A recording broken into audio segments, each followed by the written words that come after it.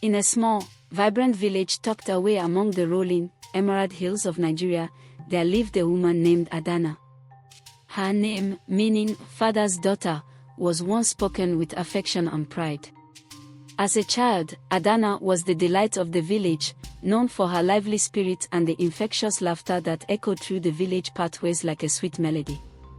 But as the years passed, the memory of that joyful girl faded, and in her place stood a woman burdened by a cruel twist of fate.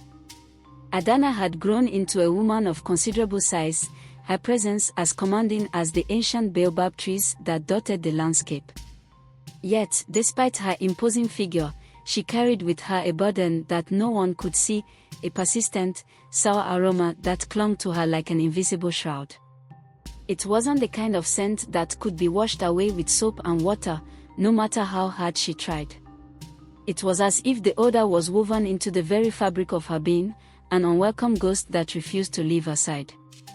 The villagers, who once adored the cheerful child she had been, now recoiled from the woman she had become. They didn't see Adanna's heart, which was as deep and nurturing as the river that ran through their land, nor did they see her resilience, which was as enduring as the sun that rose each day over the hills. Instead, they saw only her size and the pungent scent that seemed to seep from her very pores. In the marketplace, where life buzzed with energy, people would part like the Red Sea as Adanna approached, their noses wrinkling in reflexive disgust. Mothers would pull their children closer, whispering warnings about the dangers of poor hygiene, as though Adanna's condition was a cautionary tale. Young men, who once might have admired her strength and confidence, now only saw the curse that hung around her, and they whispered cruel jokes about her behind her back, their laughter cruel and cutting. Even the elders, who were supposed to be wise and compassionate, spoke of Adanna in hushed tones. They called her Ojeni, meaning the one who smells, as if her scent defined her entire being. The vibrant cloth she wore, the beads that adorned her neck, and the kindness in her eyes, all were overshadowed by the stench that followed her. To them, she was a woman to be pitied, but also to be avoided, as if her odor might somehow be contagious. Yet, Adanna bore this with a quiet dignity, her heart aching but unbroken.